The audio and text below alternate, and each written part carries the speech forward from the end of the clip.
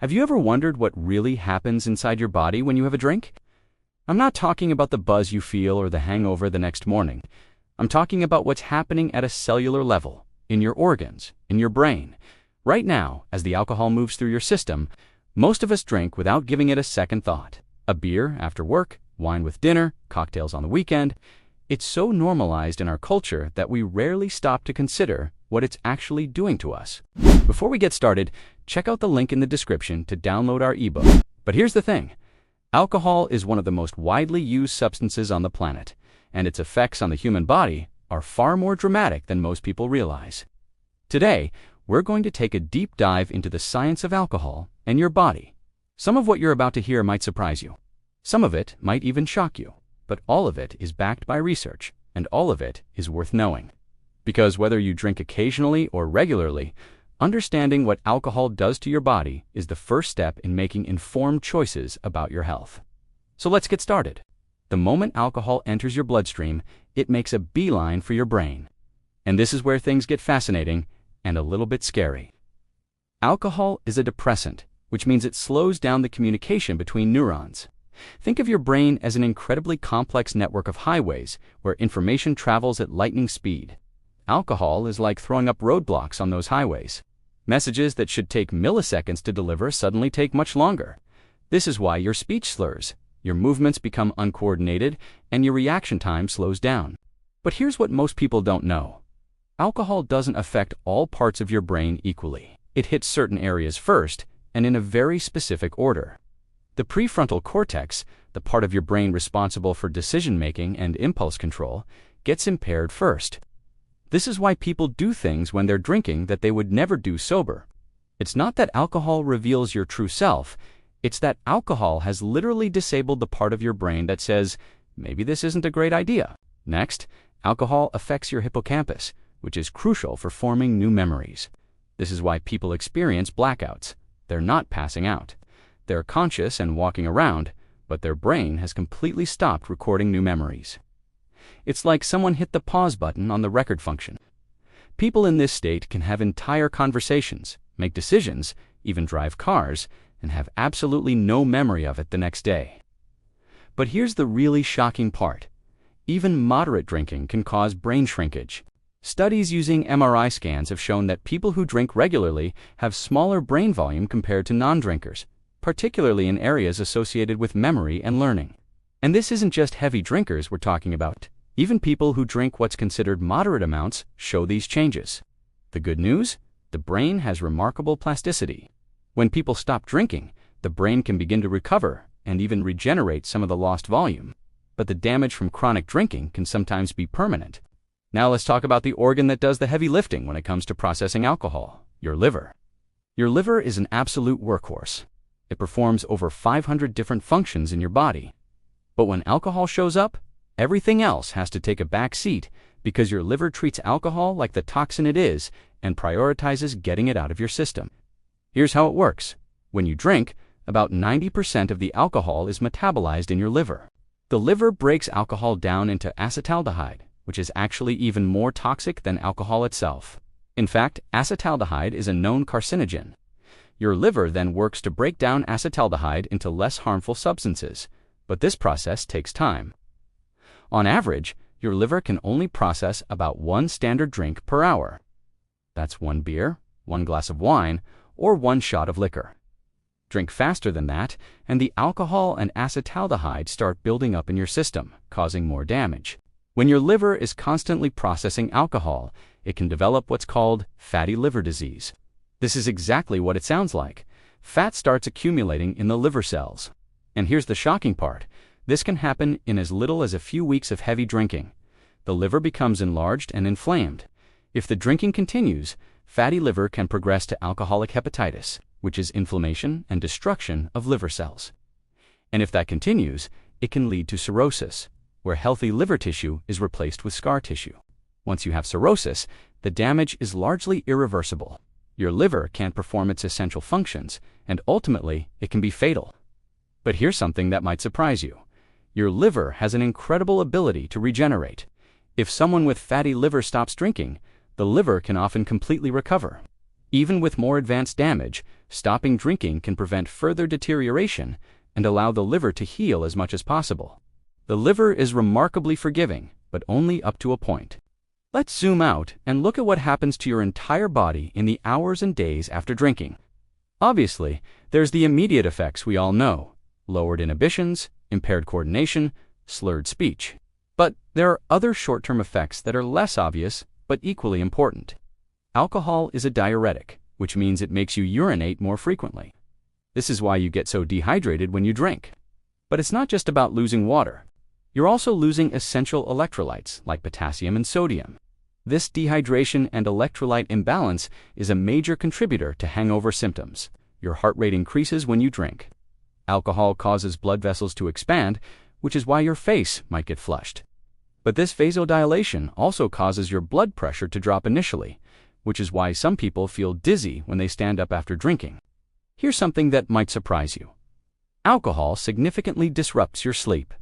You might think that nightcap helps you sleep better, but research shows the opposite is true. While alcohol might help you fall asleep faster, it severely disrupts the quality of your sleep, particularly REM sleep, which is crucial for memory consolidation and cognitive function.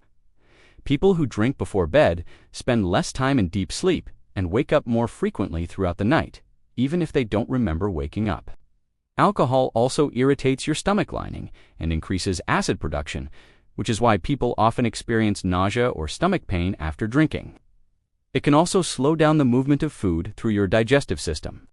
And then there's the hangover, which is really a constellation of symptoms: headache, nausea, fatigue, sensitivity to light and sound, anxiety, and irritability. A hangover is essentially your body's way of telling you it's been poisoned and is working overtime to recover. Now, if we look at what happens when someone drinks regularly over months, years, or decades, the picture becomes much more concerning.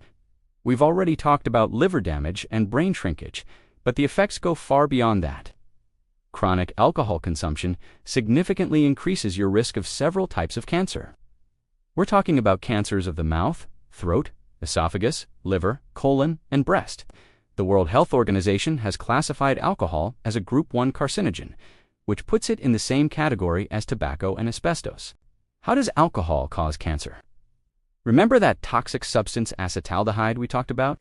It damages DNA and prevents cells from repairing that damage. Over time, this can lead to mutations that result in cancer. Even moderate drinking increases cancer risk. Studies show that just 1 drink per day can increase a woman's risk of breast cancer by 5 to 9%. Your heart takes a beating too. While some studies have suggested that moderate drinking might have cardiovascular benefits, more recent research has challenged this idea. Heavy drinking definitely damages the heart. It can lead to high blood pressure, cardiomyopathy, where the heart muscle weakens, irregular heartbeat, and increased risk of stroke. Your immune system also suffers. Chronic drinking weakens your body's ability to fight off infections. People who drink heavily are more susceptible to pneumonia, tuberculosis, and other infectious diseases. Even a single episode of binge drinking can impair your immune system for up to 24 hours afterward. Let's talk about something that affects millions of people: alcohol and mental health. There's a complicated relationship here. Many people drink to cope with anxiety, depression, or stress, but alcohol actually makes these conditions worse over time. It alters brain chemistry in ways that increase anxiety and depression. People can find themselves in a vicious cycle. They drink to feel better, but the drinking makes their mental health worse, so they drink more to cope, which makes things even worse. And we can't ignore the risk of dependence and addiction. When you drink regularly, your brain adapts to the presence of alcohol. It adjusts its chemistry to compensate. Over time, you need more alcohol to achieve the same effects. That's tolerance. And if you suddenly stop drinking, your brain chemistry is thrown into chaos, leading to withdrawal symptoms that can range from anxiety and tremors to seizures and hallucinations in severe cases. Physical dependence can develop gradually and insidiously. Someone might not even realize they're dependent until they try to stop and can't. So, what can you do with this information? If you drink, are you doomed? Absolutely not. Knowledge is power, and there are concrete steps you can take to reduce the harm alcohol causes. First, understand what a standard drink actually is. Many people underestimate how much they're drinking because they don't realize that a large glass of wine or a craft beer with high alcohol content counts as more than one drink. A standard drink is 12 ounces of regular beer, 5 ounces of wine, or 1.5 ounces of distilled spirits. Pace yourself. Remember, your liver can only process about 1 drink per hour. If you're drinking faster than that, you're accumulating alcohol in your system. Try alternating alcoholic drinks with water or non-alcoholic beverages. This not only slows your consumption, but also helps prevent dehydration. Never drink on an empty stomach. Food, especially food high in protein and fat, slows the absorption of alcohol into your bloodstream. This won't prevent you from getting drunk, but it will slow the process and reduce the spike in blood alcohol concentration. Set limits before you start drinking and stick to them. It's much easier to make good decisions when you're sober than when alcohol has already impaired your judgment. Take regular breaks from drinking. Many health experts recommend having several alcohol-free days each week. This gives your liver and other organs time to recover. Some people find that participating in challenges like Dry January helps them reset their relationship with alcohol. If you're going to drink, choose lower alcohol options. A light beer has less impact than a high-proof cocktail. Pay attention to alcohol content and make informed choices. And here's an important one. Be honest with yourself about your drinking. If you find that you're regularly drinking more than you intend to, if you're drinking to cope with emotions or stress, if you're having blackouts, or if you're experiencing negative consequences from drinking but continue anyway, these are red flags. It might be time to talk to a healthcare provider. So where does this leave us? Alcohol is deeply woven into the fabric of many cultures around the world. For many people, it's a way to socialize, celebrate, and unwind. And I'm not here to tell you that you should never drink, but I am here to tell you that alcohol is not the benign substance many of us have been led to believe it is. It's a toxin that affects virtually every system in your body. It changes your brain chemistry, damages your liver, disrupts your sleep, weakens your immune system, and increases your risk of serious diseases, including cancer. The effects aren't always immediate or obvious. They accumulate over time, and by the time symptoms appear, significant damage may have already been done. Here's the truth. There is no amount of alcohol that is completely safe. Even moderate drinking carries risks, but armed with knowledge, you can make informed decisions. You can be mindful of how much and how often you drink. You can watch for warning signs. You can take steps to reduce harm. Your body is remarkably resilient. It has an amazing capacity to heal and recover, but it also has limits. And every time you drink, you're making a choice about your health, whether you're conscious of it or not. The question isn't whether alcohol affects your body. It does, profoundly. The question is, now that you know what it does, what are you going to do about it? Think about it. Your future self will thank you for the choices you make today.